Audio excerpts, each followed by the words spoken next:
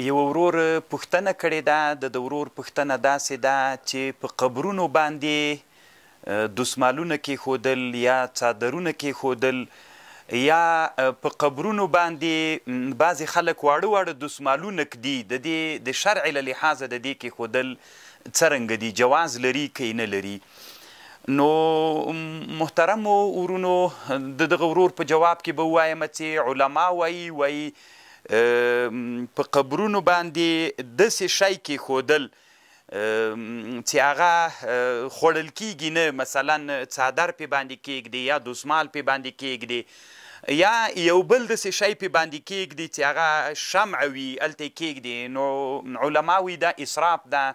جواز نه لري الله عز وجل قرآن کې وایي ولا تصرفو تاسې اسراف مه کوئ دا شرعا ناجایز ده یو او که بالفرض چا کېښودل نو چې کېښودل د دې اخیستل اوس څنګه دي مثلا یو سړی راغی په یو زیارت باندې یا په قبر باندې دسمال وتړه یا یې کېښوده هلته یا یو فرش کېښوده یا کالي کېښودل یو بل شی کېښوده د دې اخیستل شرعا څرنګه دي راخیستل یې چاته یو خو کېښودل سول چې هغه خو جایز نه ول اسراف ده یو دا ده چې راخیستل یې څنګه دي د شرعي په لحاظ باندې راخیستل یې علما وایي دغه سړي له ملکه نه ده وتلی ځکه دغه اجازه دا نه ده چې ته دا شی واخله نو دا د لقطې حکم لري نو چې د لقطې حکم یې پیدا که نو جواز نه لري جایز نه ده راخیستل جواز نه لري یو که داسې شیان ول لکه مثلا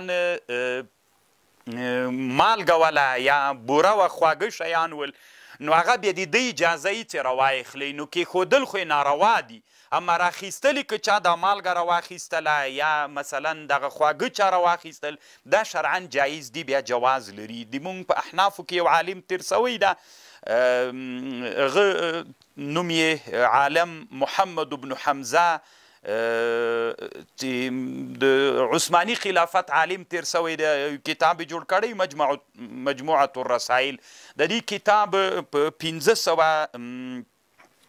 درې څلوېښتمه صفحه کې په همدغه مسئله باندې بحث کړی دی وایي چې کېښودل یې ناروا دي که داسې شی و چې د مالک اذن نه و راخیستل هم ناروا دي تر څو چې د هغه اذن نه وي او داسې شیان چې هغه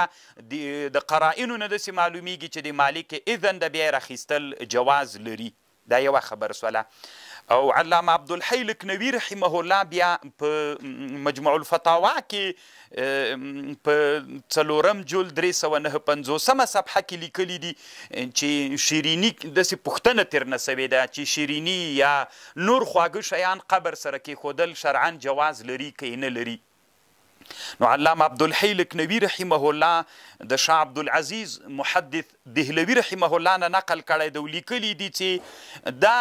د کافرانو او د بت پرستانو سره مشابهت ته دا د کراهیت نه خالی نه ده نو ډیر مسلمانان افغانان ورونه یا په افغانستان کې دا عادت وي چې قبرونو سره خلک ځي قبرونو سره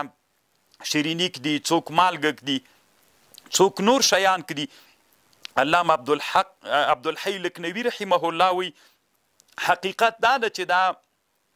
مشابهت له کافرانو سره ده او له بت پرستانو سره ده نو په هیڅ حالت کې دا له کراهیت نه خالی نه ده نو دغه وروره د تا جواب ده